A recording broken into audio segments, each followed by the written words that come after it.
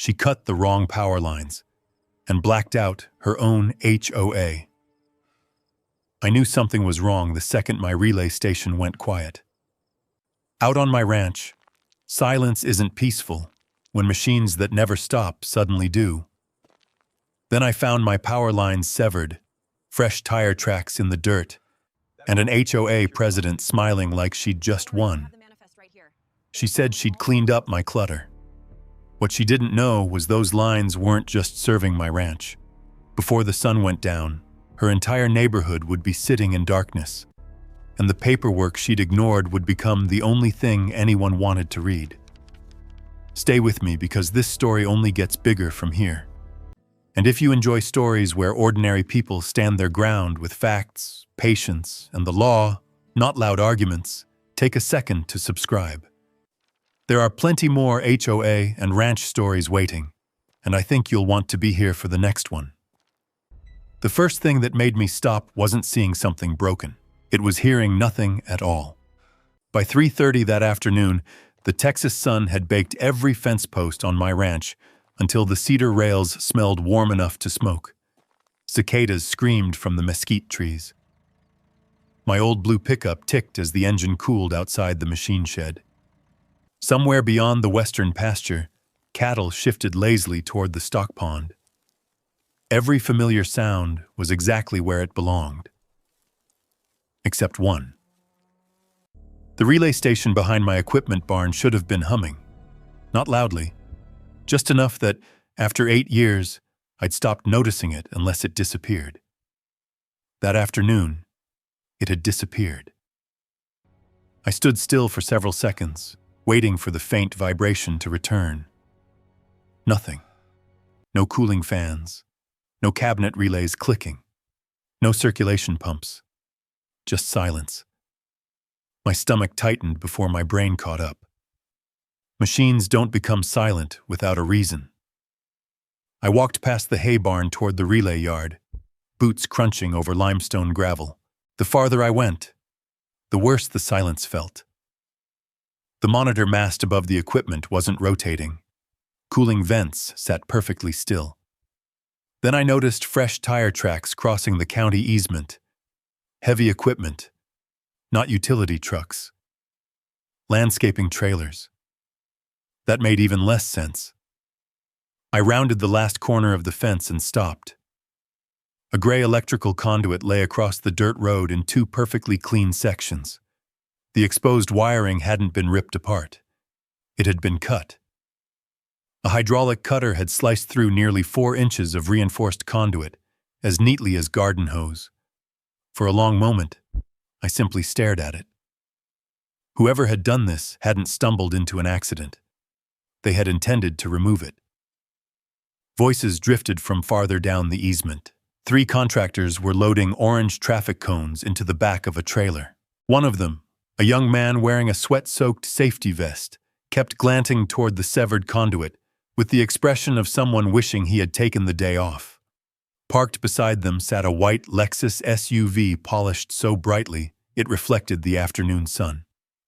Leaning against its door was Denise Harper, president of the Shoreline Ridge Estates Homeowners Association, clipboard tucked beneath one arm, insulated water bottle in the other, perfectly pressed white blouse. Not a drop of sweat. She noticed me walking over and smiled as though she expected gratitude. "There you are," she called. "I was beginning to think you wouldn't notice." I looked from her to the conduit, then toward the relay yard. Every status light was dark. Every cabinet sat lifeless. Only then did I finally ask the obvious question. What happened here? Denise took a slow sip from her bottle before answering. We completed some long overdue visual improvements. I glanced at the contractors. None of them met my eyes. She continued. The board received repeated complaints about industrial equipment being visible from West Ridge Drive. I looked back at the conduit. This isn't landscaping. It certainly wasn't attractive. She smiled again. So we had the unnecessary utilities removed. For a second, I honestly wondered whether I'd misheard her. Removed? She nodded. The contractor confirmed everything appeared privately installed. I crouched beside the conduit. Fresh copper, fresh insulation, still warm from carrying load. This hadn't been abandoned for a single day. I stood slowly. Who authorized cutting it? Denise frowned slightly, almost offended by the question. The HOA approved the work. I didn't ask that. I looked directly at her. Did the electric cooperative authorize cutting this line? The smile faded just enough to notice. No. Did Burnett County? No. The easement office? She folded her arms. We didn't feel outside approval was necessary. Behind her, one of the younger contractors quietly lowered his eyes. I turned toward him. You were the one holding the cutter? He hesitated, then nodded once. I just followed the work order, sir. Did you ask what the conduit was? His answer came almost in a whisper. I asked if somebody should verify it first. Denise answered before he could continue, and I informed him it was private equipment cluttering the neighborhood entrance.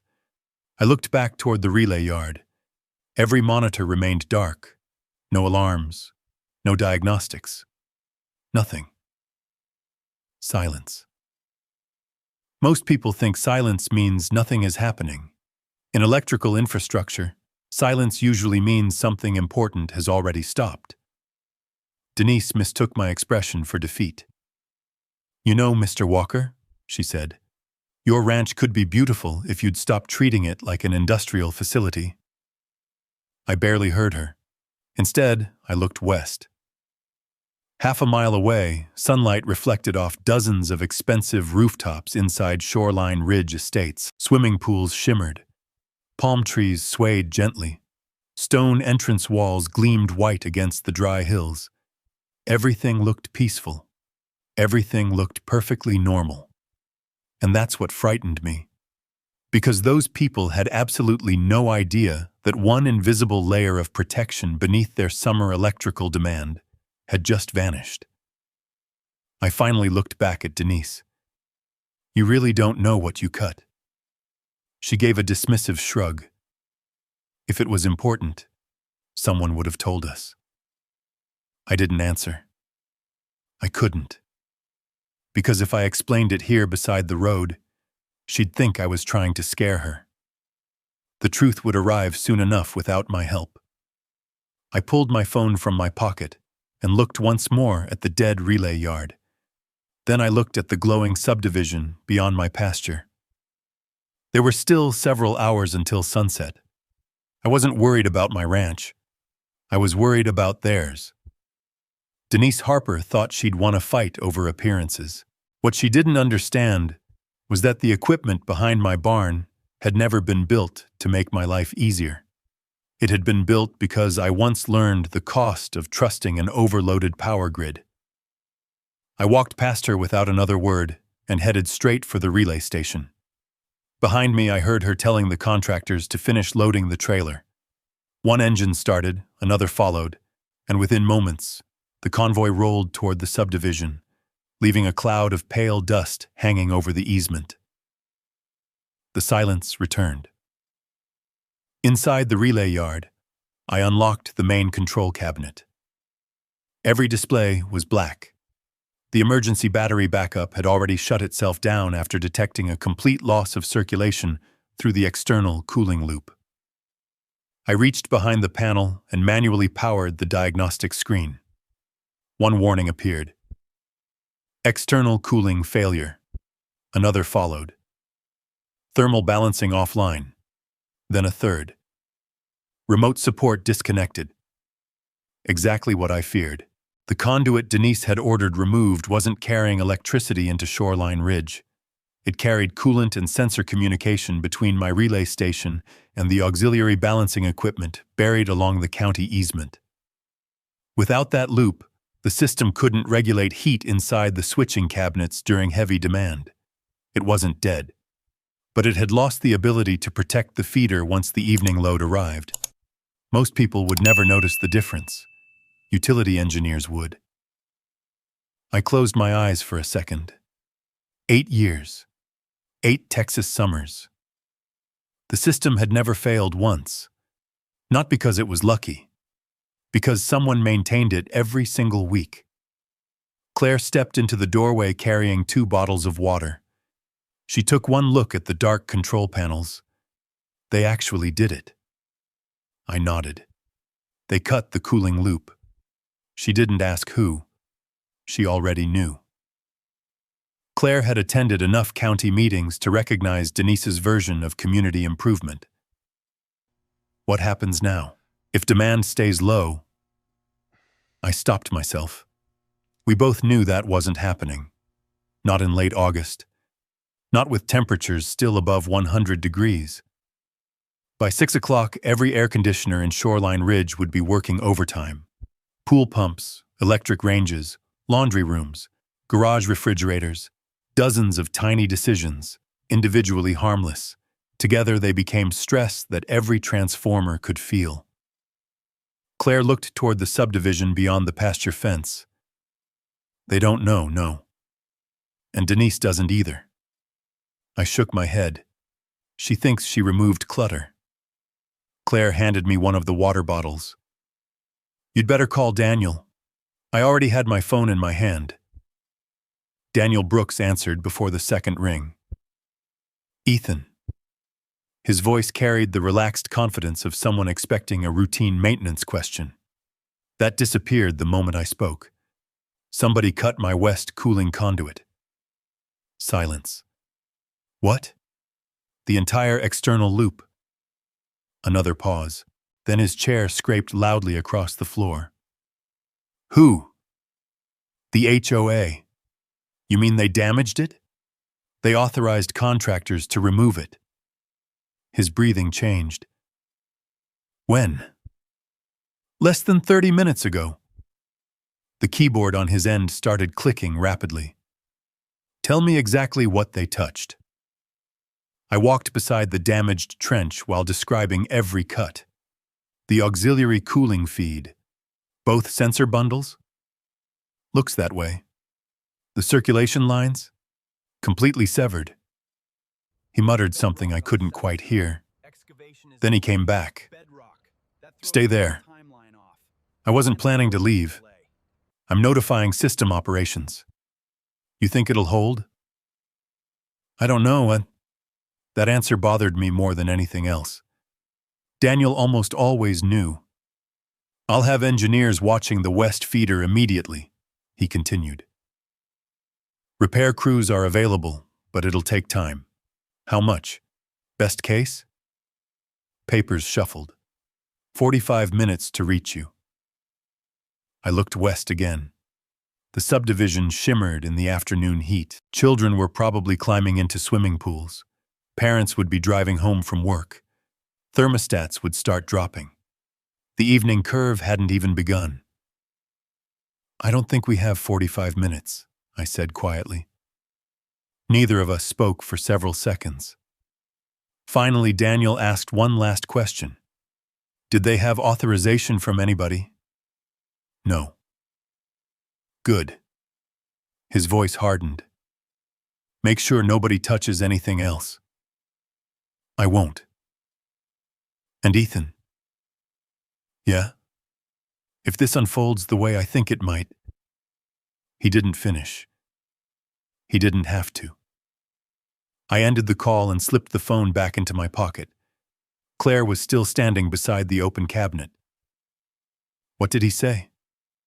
I looked once more at the dead monitors. He said to leave everything exactly where it is. She understood immediately. They're already thinking investigation. I nodded. Because if the lights went out tonight, the broken conduit lying across my ranch road was about to become far more than damaged property. It was about to become evidence. I didn't touch it, not even to move it off the road. Daniel had been clear. Leave everything exactly as it was. If this ended the way I feared, every inch of that cut conduit, every tire track, Every boot print and every tool mark would matter. Claire grabbed her phone and began taking photographs from every angle. "Wide shots first," I said. She nodded, then close-ups. Years of working around infrastructure had taught us both the same lesson. People remember conversations differently. Photographs don't. I walked back into the relay shed and powered a portable diagnostic terminal. Unlike the main system, it could still read incoming feeder conditions through an independent monitoring circuit. Numbers began scrolling across the screen. West feeder load, transformer temperature, voltage stability. Everything still sat inside acceptable limits. Barely. The problem with electrical systems isn't usually the first 5 minutes. It's the next 2 hours. I called Daniel again. "We've got diagnostics. What are you seeing?" "Load is climbing faster than normal." "I expected that." His keyboard clicked steadily in the background. "Our operations center is watching the same trend. Any chance rerouting helps?" "A little." His answer came quickly. "But not enough." He paused. "The balancing support from your relay yard was taking the edge off thermal spikes every afternoon." "I know. Without it." He didn't finish. Instead, another voice spoke faintly somewhere behind him. Daniel answered someone off the line before coming back. "Crew just left Burnett. ETA, 38 minutes. Still too long." I ended the call and stepped outside. Across the western ridge, Shoreline Ridge Estates looked exactly as it always had. Landscapers watered decorative shrubs near the stone entrance. A delivery truck disappeared through the security gate. Children rode bicycles along smooth sidewalks.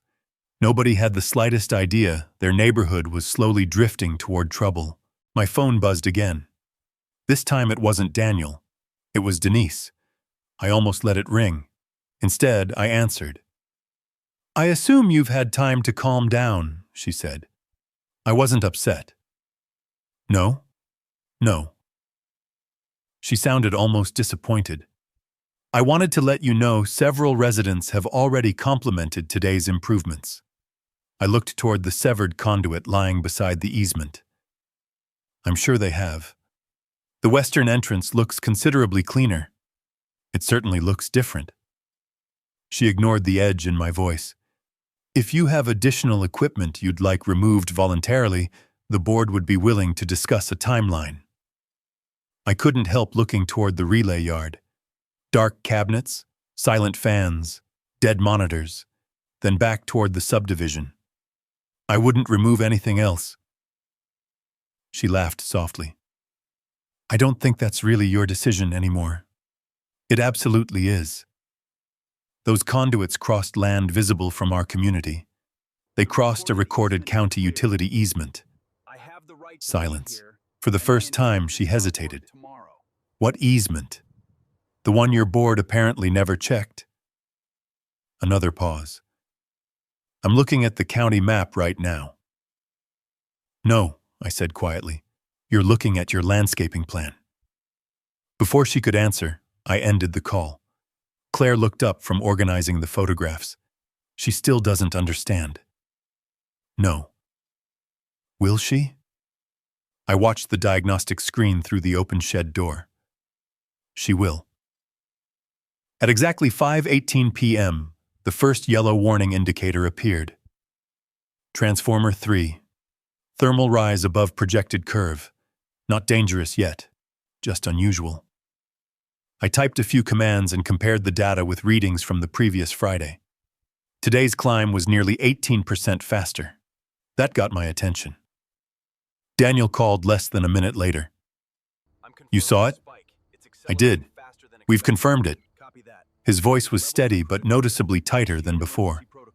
"Transformer 3 is heating early." "What about 4? "Holding for now." "And 5? "Normal. So the load's concentrating." "Exactly." Neither of us liked that answer. He continued. "We've notified dispatch to prepare additional switching crews. You think we'll need them?" I hope not. Hope wasn't a strategy. Not in my line of work.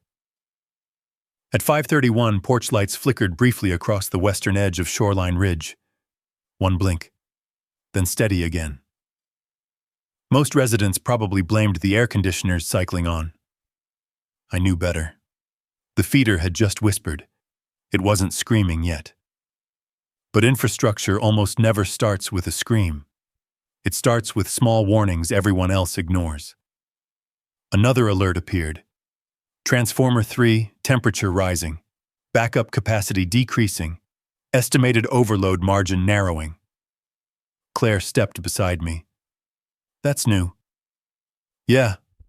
She looked toward the distant rooftops. They still have time. They do. If somebody reduces demand. I gave a tired smile. Try convincing 147 families to turn off their air conditioning in August. Her expression answered for her. Nobody would. The first utility truck finally appeared on the county road, its amber lights flashing through the dust. But as it turned toward my ranch, another alarm sounded from the monitor. This one wasn't yellow. It was orange. And for the first time all afternoon, the grid stopped whispering. The orange warning flashed across my monitor, followed by a steady alarm that echoed through the relay shed. Not loud, not frantic, just relentless. Daniel's utility truck hadn't even come to a complete stop before he climbed out, with 2 engineers carrying thermal cameras and diagnostic cases. He didn't waste time shaking hands. Show me the cut. I led him straight to the severed conduit. He crouched beside it, brushed dust away from the clean hydraulic marks, and stared for several long seconds.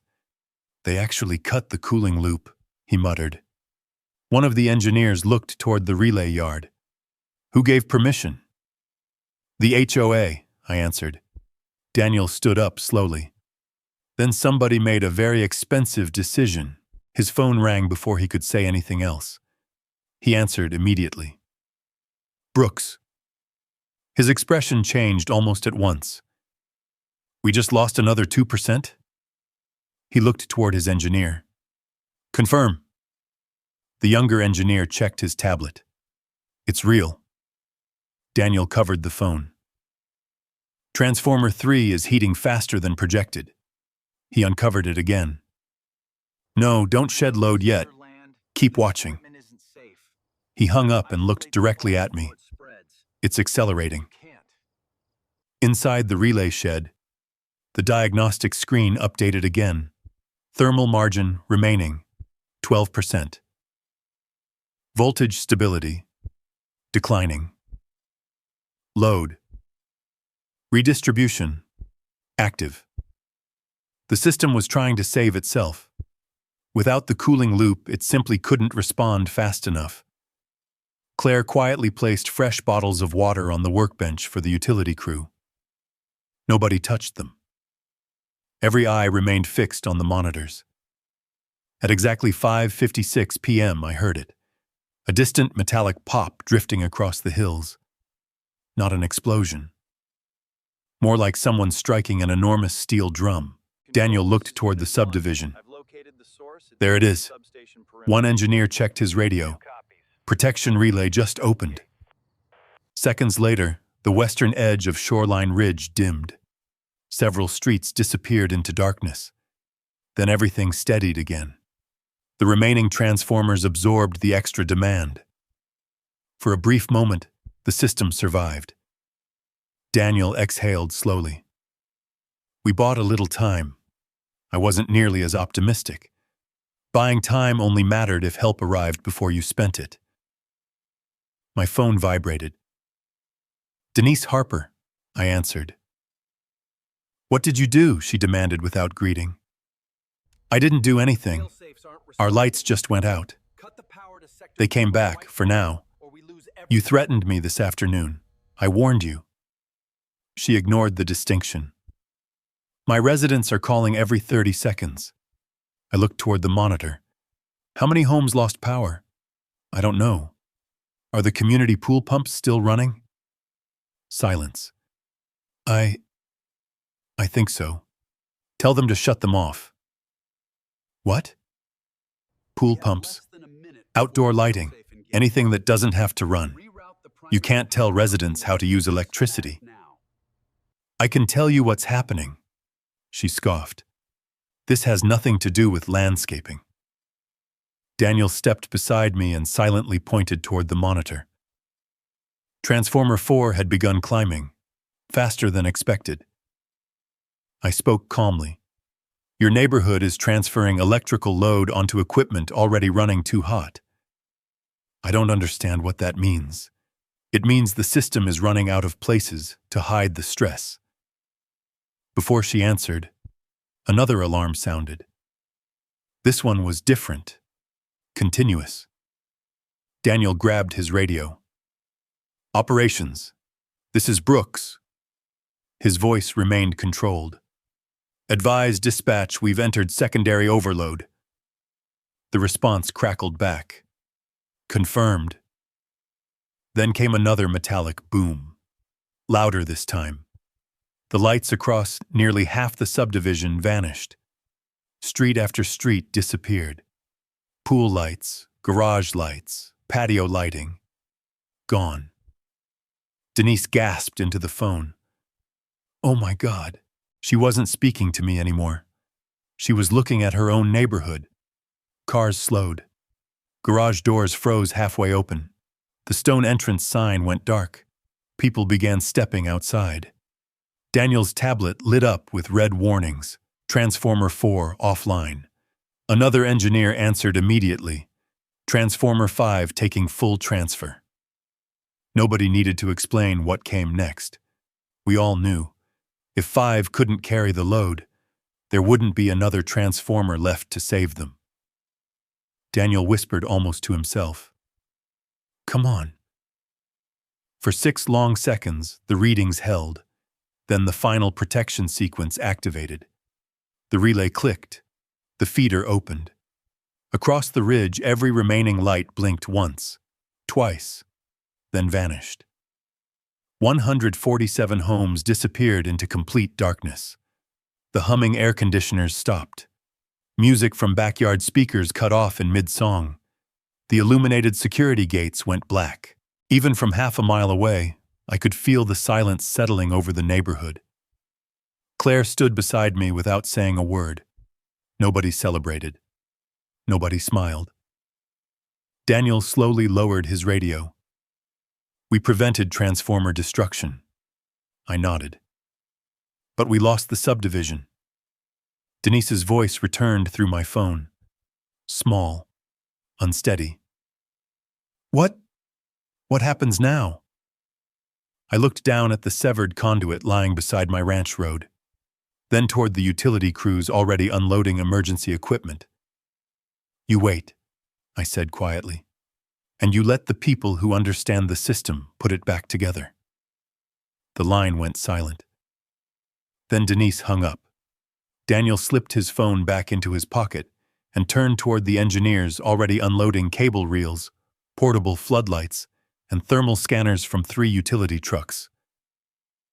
Priority is protecting the remaining equipment, he said. We're not restoring power until we're certain we won't destroy another transformer.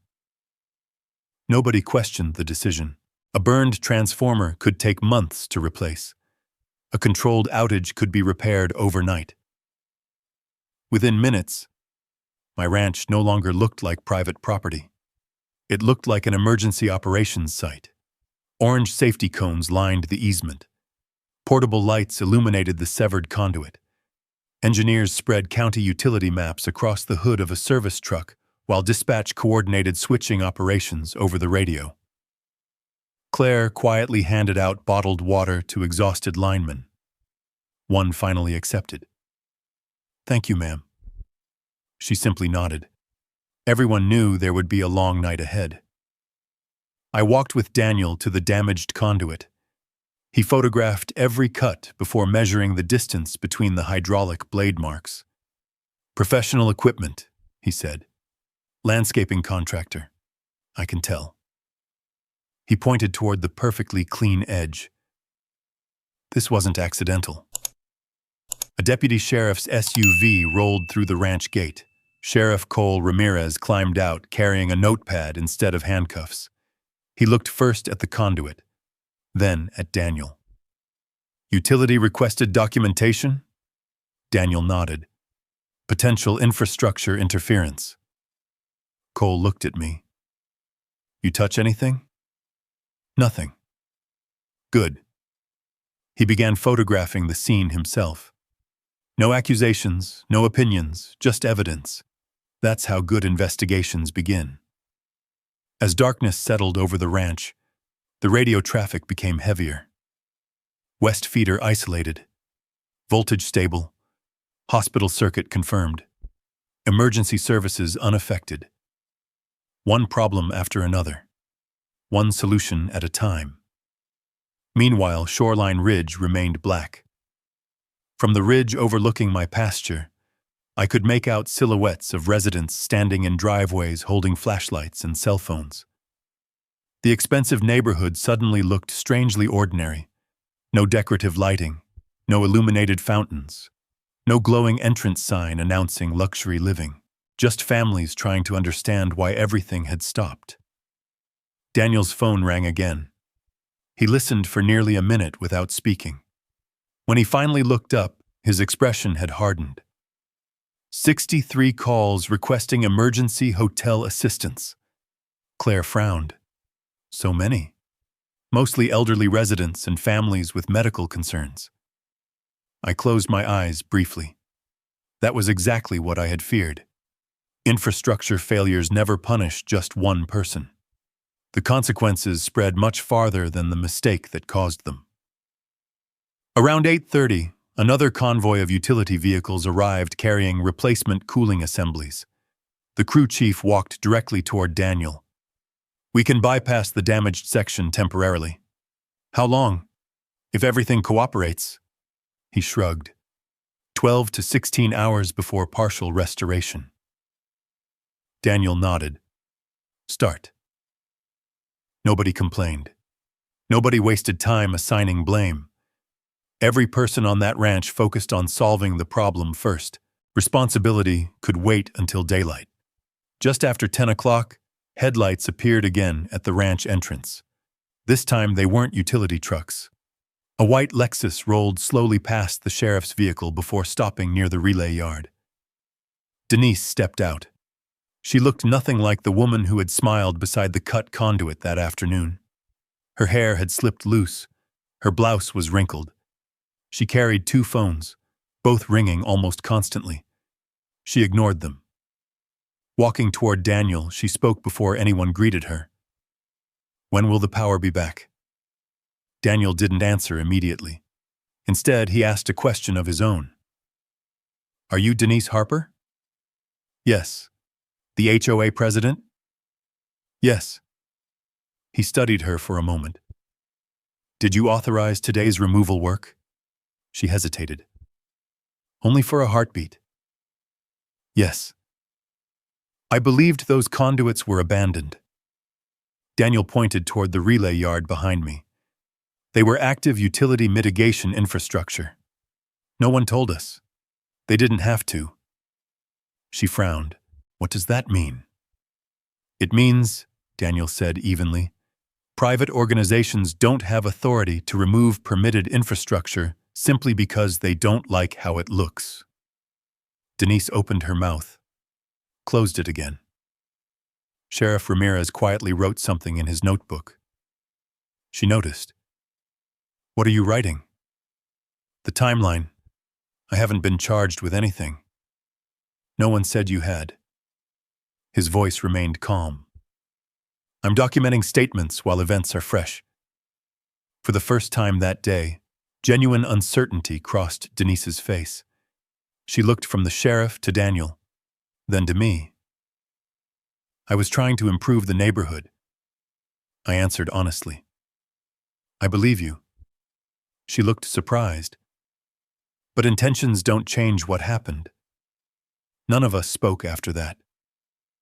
The only sounds came from generators, radios, and crews pulling replacement conduit through temporary trenches. Near midnight, As another repair team arrived from Austin, Sheriff Ramirez closed his notebook. "The physical evidence is secure," Daniel nodded. "Now we find out who ordered what." Neither of them knew someone else was already driving toward the ranch, someone carrying exactly the answers they would need. It was nearly 10:45 when another pickup rolled through my front gate. It wasn't a utility truck. It wasn't law enforcement. The dusty white Ford stopped beside the relay yard, and the young contractor who had held the hydraulic cutter stepped out slowly. Mason Reed. He looked like he hadn't slept in days, even though only a few hours had passed. He carried a worn manila folder tucked tightly beneath one arm. When he saw Sheriff Cole Ramirez, he hesitated. "You looking for someone?" the sheriff asked. Mason swallowed. I need to talk to whoever's investigating this." Cole motioned him over. "I'm listening." Mason looked at Denise before answering. She looked away first. "I told my supervisor this morning we ought to verify what those conduits were." The ranch fell quiet. "I've worked around utility easements before," he continued. Something about those markers didn't feel abandoned. Daniel stepped closer. "What markers?" "The orange locator stakes." He pointed toward the roadside. They were still in the ground. Daniel frowned. "So you knew there'd been a utility locate?" "I knew somebody had marked underground lines." "Then why'd you cut them?" Mason lowered his eyes. "Because I was told the HOA had already cleared it." Denise immediately stepped forward. "I never told anyone to ignore utility markings." "No," Mason answered carefully. "You said the county map showed they weren't active. I was relying on the information available." Mason slowly opened the folder. "That's why I came back." He handed the first document to Sheriff Ramirez. It was the original work order. Across the top, bold letters read, "West Ridge Beautification Project." Cole turned another page. Site diagrams, photographs, removal zones, landscape notes. Then he stopped. Near the bottom of the authorization page sat a familiar signature. Denise Harper. Approved. Authorized. Proceed immediately. Daniel quietly asked, "Is that the only copy?" Mason shook his head. "My supervisor keeps the originals. These are field copies." "Why bring them?" He took a slow breath. "Because after the lights went out, I realized this wasn't just landscaping anymore." Sheriff Ramirez carefully placed every sheet into an evidence envelope. "Anything else?" Mason nodded. "There are emails." Denise's head snapped toward him. "What emails?" "The ones sent before today's work." He reached deeper into the folder. "I printed them before I left the office." Daniel accepted the pages. The first message came from Denise to the landscaping company. "Remove all exposed conduit and utility cabinets visible from West Ridge Drive. Existing owner has declined voluntary compliance. Proceed Friday afternoon." Another email followed. A project manager had replied only 2 hours later. "Have utility companies confirmed abandonment?" The answer came from Denise herself. "County records indicate privately installed structures. Continue as scheduled." Daniel looked up. "County records?" He looked at me. "Ethan, did you ever receive a request for documentation?" "Never." Sheriff Ramirez looked toward Denise. "Did anyone from your board contact Burnett County?" She crossed her arms. "We reviewed public information." "That's not what I asked." No answer came. Daniel unfolded the final page. It wasn't an email. It was a printed aerial map. Someone had drawn a thick red marker across my easement with the handwritten note. "Remove all visible infrastructure." Daniel slowly lowered the paper. This wasn't confusion. Nobody spoke. Mason finally broke the silence. I told my supervisor I didn't want to cut the conduit. What changed? Cole asked. He said the HOA president had already handled the legal side. Denise's face tightened. I never guaranteed that. You said, Mason replied quietly, everything has already been cleared. The words hung in the air. Sheriff Ramirez finished sealing the evidence envelope. I'll be requesting the original electronic records first thing tomorrow. Daniel nodded. So will our legal department. Denise looked from one face to another. You can't be blaming this entire outage on paperwork. No, Daniel answered evenly. The outage came from cutting the conduit. He tapped the evidence envelope. The paperwork tells us why it happened. The utility radios continued crackling behind us as repair crews worked beneath portable floodlights. Power still hadn't returned. But the balance of this fight already had. For the first time that night, the evidence wasn't pointing toward a mystery. It was pointing toward a decision, and every document led back to the same signature. By sunrise, the relay yard looked less like a construction site and more like an investigation. Temporary lighting still illuminated the trench where the conduit had been cut. Utility crews continued replacing damaged sections while county officials arrived carrying survey equipment, clipboards, and sealed document tubes instead of repair tools. Sheriff Cole Ramirez had already secured the physical evidence. Now it was time to verify the paperwork. Just after 7 o'clock, Daniel Brooks walked toward me holding a thick binder. They found every permit. I took it from him. The first page carried Burnett County's approval stamp from 8 years earlier. The next contained the recorded utility easement crossing my western pasture. Then came engineering diagrams, inspection certificates, environmental approvals, maintenance records, and annual testing reports. Every signature was official. Every renewal had been filed. Every requirement had been met. Daniel flipped to another section. This is the cooperative agreement. I recognized it immediately.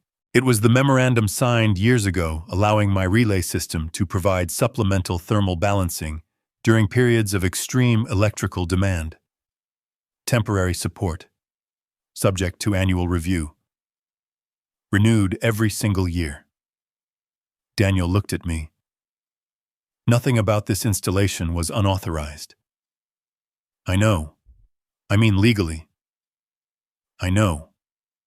He closed the binder. So does our legal department now. Another county vehicle rolled through the ranch gate. A woman in a navy blazer stepped out carrying 2 document cases. Daniel nodded toward her. Rebecca Sloan, the county attorney? She requested every file before sunrise. Rebecca greeted us with a firm handshake before opening one of the cases on the hood of a utility truck. I've reviewed the overnight reports. She removed several color photographs. Now I'd like to compare them with the recorded easement. A county surveyor joined her. Within minutes, they had placed bright orange flags exactly along the legal utility corridor. Every flag passed directly through the area Denise had ordered cleared. Not beside it. Not near it. Directly through it. Rebecca studied the survey stakes. The property boundary was never the issue. She looked toward the damaged conduit. The easement was. Sheriff Ramirez handed her Mason Reed's evidence envelope. She carefully reviewed each document. Work orders, emails, authorization forms, contractor notes. She stopped when she reached Denise's signed approval. Has anyone disputed this signature? No, Cole answered. Rebecca nodded once. Good. She slipped the document back into its protective sleeve. It establishes authority. A few minutes later, Denise arrived with 2 HOA board members. Unlike the night before, she wasn't speaking confidently. She walked straight toward Rebecca. I'd like to explain. Rebecca remained polite. You'll have every opportunity. The board acted in good faith. The investigation will determine that. We believed the structures were abandoned. Rebecca opened the binder Daniel had given her. Did your board request documentation from Burnett County? No. The electric cooperative? No. The easement office? No. Rebecca closed the binder. So your conclusion wasn't based on verification. It was based on... Denise searched for the words, available information. No, Rebecca replied calmly. It was based on assumption. No one interrupted. Facts have a way of making arguments unnecessary. Daniel stepped forward holding another document. This is yesterday's monitoring log. He laid it beside the work order. One page recorded the exact time the conduit was cut. The other showed transformer temperatures beginning to climb within minutes. Rebecca aligned both pages carefully. The timestamps matched almost perfectly. She looked toward Sheriff Ramirez. Maintain chain of custody on everything. He nodded. Already done. Then Daniel unfolded the final report, a timeline prepared overnight by the cooperative's engineering team. 2:47 p.m. Conduit severed. 3:12 p.m. Cooling failure confirmed. 5:18 p.m. Thermal rise exceeds forecast. 5:56 p.m. First protective relay activates. 6:07 p.m. Secondary overload begins. 6:14 p.m. System-wide outage. There was nothing dramatic about the page, just times, measurements, temperatures. But together, they told a story nobody could argue with. Rebecca looked directly at Denise. This investigation has moved beyond an HOA dispute. Denise stared back silently. It now concerns interference with permitted utility infrastructure and the resulting financial damages. The words landed harder than any accusation. Because they weren't emotional. They were legal. The remaining board members exchanged uneasy glances. For the first time since this began, they weren't standing beside their president. They were standing a few feet behind her, creating distance, watching, calculating. I realized something then. The outage had changed more than the electrical grid. It had shifted the balance inside the HOA itself, and before the day was over, Denise Harper wouldn't just be answering to county investigators. She'd have to answer to her own board. The emergency HOA meeting was scheduled for 8 o'clock that morning. By the time Claire and I arrived, the clubhouse parking lot was overflowing. Residents stood in small groups beside pickup trucks and SUVs, clutching coffee cups and dead cell phones while portable generators rattled in the distance. Conversations stopped the moment anyone from the utility company walked past. Nobody looked angry anymore. They looked tired. 14 hours without reliable electricity in late August had a way of changing priorities. Inside the meeting room, every chair was filled. People lined the walls. Children sat beside exhausted parents. Several elderly residents fanned themselves with HOA newsletters that suddenly seemed far less important than they had 24 hours earlier. Denise stood at the front beside the board table. She looked as though she hadn't slept. The confidence she'd worn the previous afternoon was gone, replaced by someone searching for answers she no longer controlled. Daniel Brooks walked to the front carrying the engineering binder. He didn't begin with blame. He began with facts. Our goal today, he said, is to explain what happened, what we're doing to restore long-term stability, and why this outage occurred. A large map of Shoreline Ridge appeared on the screen behind him. Colored lines traced the west feeder. Red markers highlighted the damaged stabilization route crossing my ranch. Daniel pointed toward the diagram. This equipment did not supply electricity to your homes. Several residents looked confused. It reduced thermal stress during periods of peak demand. Still puzzled faces, he simplified it. It helped prevent your transformers from overheating. The room became noticeably quieter. A man near the back raised his hand. So, that equipment we've all been driving past. Daniel nodded. Yes. It was helping us? Every summer. Murmurs spread across the room. Another resident spoke up. Why didn't anyone know? Daniel answered honestly.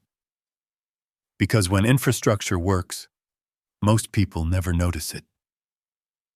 Frank Holloway slowly stood from the third row. He was a retired Air Force mechanic and one of the subdivision's earliest homeowners. People listened when Frank spoke because he rarely wasted words. He looked directly at Denise. You told us those cabinets were abandoned. Denise straightened in her chair. We believed they were no longer necessary. Frank didn't look away. Did you verify that? Silence. He asked again. Did you verify it? Denise glanced toward the remaining board members. None of them answered for her.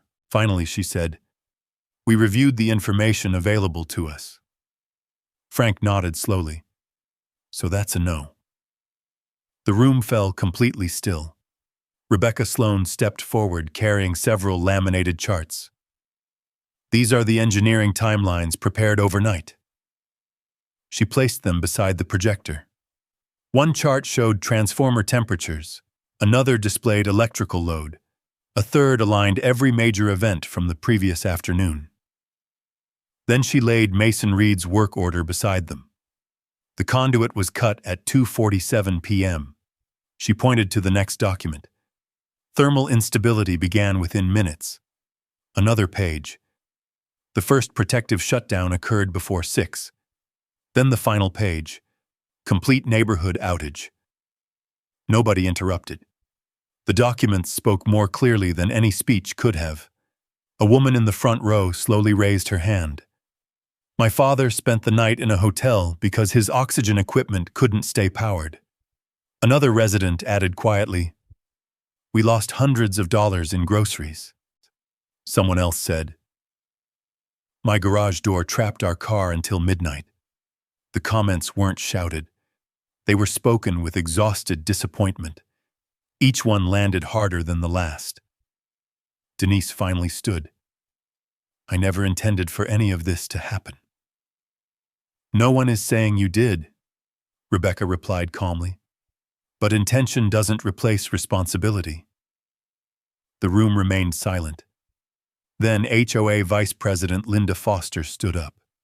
She had barely spoken since the meeting began. Now every eye turned toward her. As Vice President, she said steadily, I'm requesting an immediate executive vote.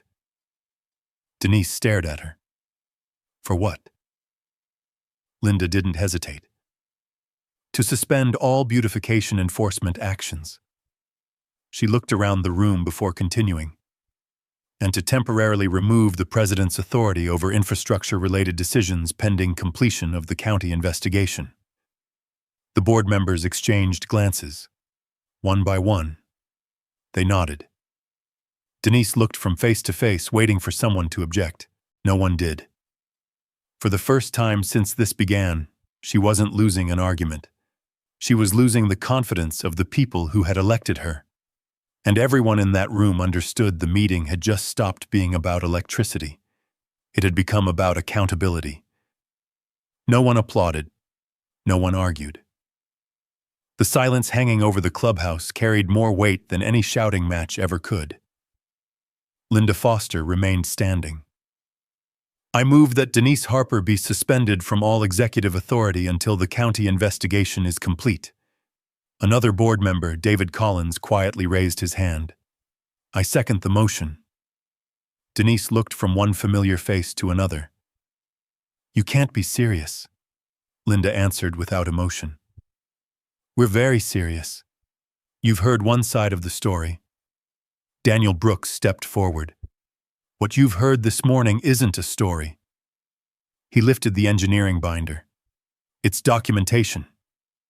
Rebecca Sloan opened another folder beside him. The county has now verified every permit associated with Mr. Walker's relay system. She placed certified copies on the front table one by one. Recorded easement, county inspection approvals, utility maintenance agreements, annual engineering certifications. Every page carried official seals.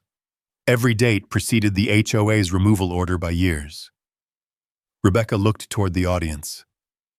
These documents established that the infrastructure was legally installed, continuously maintained, and protected by recorded utility easements.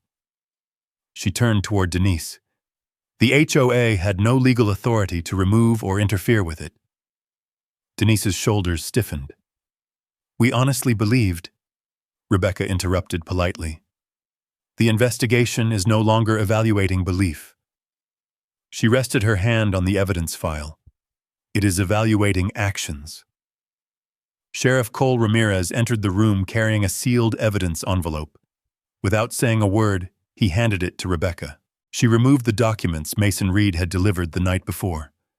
The signed work order, the email chain, the aerial map with the handwritten instruction, "Remove all visible infrastructure." She projected the authorization onto the screen behind her. The signature was impossible to miss. Denise Harper. A murmur swept through the room. Frank Holloway slowly stood again, so the contractor wasn't acting on his own. Rebecca shook her head. No. The work was authorized. Frank looked directly at Denise. "Did anyone on this board vote to verify the easement first?" No response. He asked another question. "Did anyone contact the electric cooperative?" Again, silence. A woman near the front quietly wiped away tears. "My mother spent the night in a nursing facility because her home got too hot." Another resident spoke. "Our freezer is full of spoiled food." Someone else added, "My business lost an entire day's work." None of them sounded angry anymore. They sounded disappointed. That disappointed tone seemed to affect Denise more than any accusation. She finally stood. "I wanted to improve our neighborhood." "I believe you," Linda said, "but wanting something doesn't excuse ignoring the law." She turned toward the rest of the board. "Call the vote." One by one, hands rose. David Collins, Mark Ellison, Patricia Gomez, then Linda. 4 votes, none opposed. The motion carried. Linda looked back at Denise. "Effective immediately, your authority as HOA president is suspended pending completion of the county investigation." Denise remained standing for several seconds. No one looked at her. Residents were already turning toward Daniel and Rebecca, asking practical questions. When will permanent repairs be finished? Will insurance help? What happens next? The room had moved on. Leadership had shifted without a raised voice. Rebecca gathered her files. The county will evaluate civil liability, infrastructure damages, emergency response costs, and any additional legal remedies supported by the evidence. Daniel nodded. The electric cooperative will do the same. Neither threatened anyone. Neither needed to. The paperwork had already done the hard part. As the meeting ended, Linda walked over to Claire and me. "I'm sorry," she said quietly.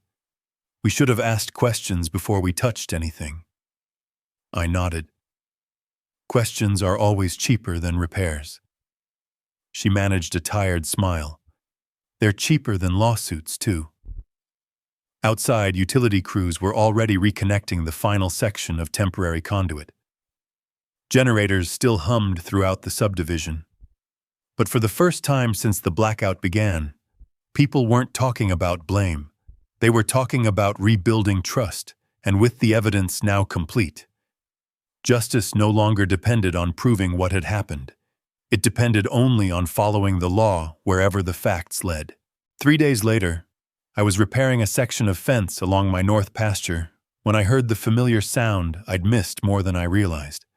A low, steady hum. I looked toward the relay yard. Every cooling fan was turning again. The monitor mast rotated slowly against the Texas sky and green status lights blinked across the control cabinets. Daniel Brooks had called earlier that morning with the update. Permanent stabilization is back online. I smiled. Good. The feeder held through yesterday's peak load without a single thermal warning. That's even better. Before hanging up, he added one last thing. We're installing permanent utility markers across the entire easement this afternoon. No one should mistake it again. They won't, he said. Not after this. By sunset, crews had finished placing bright steel posts every 100 feet along the corridor. Each carried reflective signs that read, "Protected utility infrastructure, authorized access only." The signs weren't there to make my ranch prettier. They were there to make assumptions impossible. Later that week, Rebecca Sloan stopped by with copies of the county's preliminary findings. She laid them across my kitchen table while Claire poured coffee. The investigation concluded that the outage resulted from unauthorized removal of protected utility infrastructure. She slid another document toward me. The county has also confirmed the easement boundaries and recorded them for additional notice. I read quietly. Every major fact matched the evidence collected that first night. The permits, the survey, the engineering reports, the contractor's testimony. Nothing had changed because the truth hadn't changed. Rebecca closed her folder. There will likely be insurance claims, civil reimbursement, and separate proceedings between the HOA, its contractors, and their carriers. I figured. She smiled faintly. The nice thing about good documentation is that it saves everyone from arguing about what actually happened. After she left, Claire looked out the kitchen window toward the relay yard. You spent years maintaining something nobody appreciated. I wasn't looking for appreciation. I know.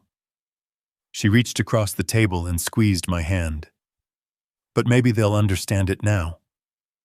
The following weekend, I drove past Shoreline Ridge for the first time since the blackout. The entrance fountains were running again. Children rode bicycles along the sidewalks. The security gates opened normally. Life had returned. Only one thing looked different. The HOA bulletin board near the clubhouse displayed a notice signed by Acting President Linda Foster.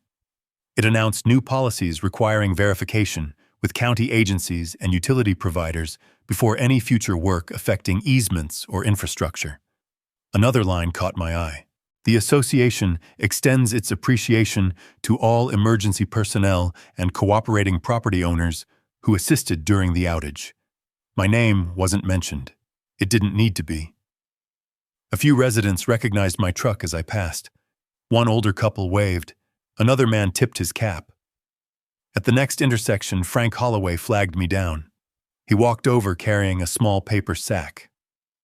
My wife baked these. He handed me a loaf of homemade bread. For everything. You don't owe me anything. He smiled. We weren't thanking you for fixing the power. He looked back toward the neighborhood.